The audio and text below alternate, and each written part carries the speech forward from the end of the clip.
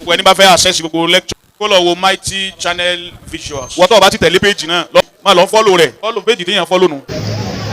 tábà ní nínú ẹ̀sán tọ́lọ̀ ń kun Baba-Lagege pé mo fẹ́ kí ọ tábà ní àwọn ẹ̀dá bàbá Mufty ni. Allahu hayata wa dawlatahu àmín. wọ́n ní kí ló dé tí mo fi wí bẹ́ẹ̀ ẹ lọ́ máa bá a lóye ọmọ tó mọ èyí má ti kọ́ yẹn kéwù tó wá mọ èyí kọ́ ọmọ kéwù wá san ẹ̀san orí bàbá rẹ̀.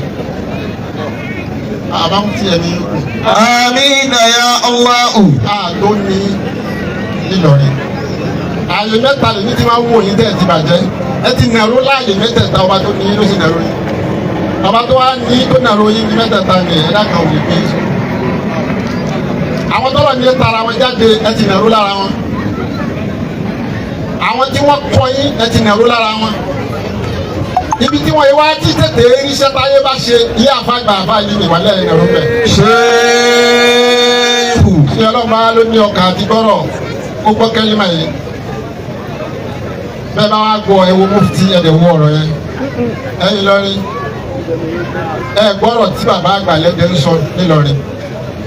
arajà hama afọ́jú kan ló jáde lálẹ́ ẹjọ́ kan ìyá sọ̀rọ̀ bá mi nà nà á ó fẹ́ mu omi ó wá ń lọ sí odò orí náà o wàbíyádìhì misbahu yuniru bihi tọ́nítàhù ó wá mú àtùpà dání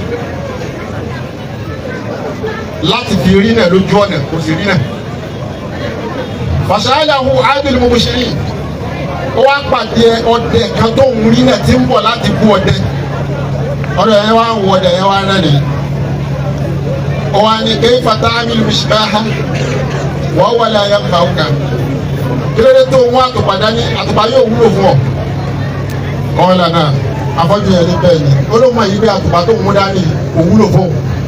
àmọ́ tó jẹ́ kó ń gbé dání ní pé ìké láyé sí àdámẹ́ni hádùn ní mọ̀mùsírù olóhùn bí àtùpà yìí dání ní nítorí ẹni tó rí náà ṣebí tí ò bá rí òun tó ń fọjú ṣebí yóò rí náà. bẹ́ẹ̀ bá tẹ̀ wọ́n mú mi sí i ó yẹ kẹ́ wo àtùpà tó wà lọ́wọ́ ẹ̀. bẹ́ẹ̀ bá wà láhẹ́ ẹ̀ bá ń wí pé ọlọ́run máa pa Mufty. Àmín Ọlọ́run máa pa Mufty. Ọlọ́run máa pa Àjàdí o. Ọlọ́run máa pa Mufty. Àjàdí Sulemana. Ọlọ́run máa pa Alájàdí Sulemana. ọmọ Baba-Lagege. Sulemana. Ọlọ́run máa pa Mufty. Sulemana. Ọlọ́run máa pa Mufty. Ọlọ́run máa pa Mufty. Ọlọ́run máa pa Mufty.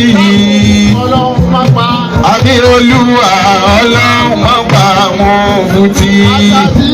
Sulemana. Ọlọ́run máa pa Alájàdí Sulemana. Ọlọ́run àmín Alájàdí Sulemana. Ọlọ́run máa pa Alájàdí Sulemana. Ọlọ́run máa pa Mufty. Allahu Akbar. Allahu Akbar. gbogbo ẹni tọ́lọ̀ bá ń sẹ̀mí lára rẹ̀ bẹ́ẹ̀ ni wòlíì ọlọ́ni èèyàn kò pé bẹ́ẹ̀ Baba Mufty nìkan ni máa ń ṣàdúrà bẹ́ẹ̀ àtìgbàtà tí máa ń ṣàdúrà tí mo ti gbọ́ lẹ́nu wọn lèmi náà ti máa dá wa kan ẹ dákun ẹjọ gbóyè máa ẹ dákun fọfọ anábì bẹ́ẹ̀ ẹ dákun ẹjọ gbó Baba Mufty tó ní nìkan ni máa ń ṣe ẹ bá dáná sí Baba Mufty ó ṣàdúrà yìí pé Ọlọ́run bá wa kẹ́ Mufty àkọ́kọ́. Hayyakumullahu. wọ́n wá dápọ̀ bàbá wọ́n wá ní Ọlọ́run bá wa kẹ́ Mufty ẹ̀kejì bàbá wa Akọ̀kagì wọ́n dápọ̀ tiwọn náà wọ́n wá dápọ̀ bàbá ẹlẹ́kẹta wọ́n ní Ọlọ́run bá wa kẹ́ Mufty ẹlẹ́kẹta Hayyakumullahu. bàbá sọ fún yìí wọ́n wá ní Ọlọ́run jẹ́ mi Mufty ẹlẹ́kẹrin yòókù. Hayyakumullahu. ààrẹ nìkan ti wì bọ́ọ̀ ìbá ṣe mọ̀nàbí kí bá ń dáwọ́ gbà ẹ ọba a máa ń pa àmọ́. Àmín Ọlọ́run máa pa Mufty.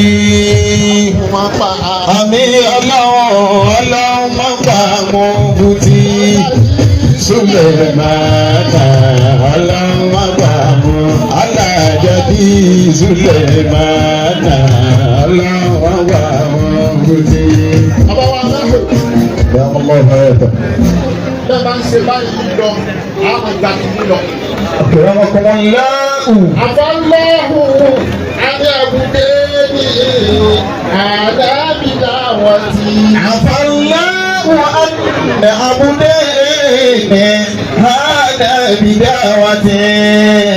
bàbá tó ní tí wọ́n ní tiwa ní. Hayakumullah. kàlílé nìkanà dáìmẹ́ni alálẹ́hùdí.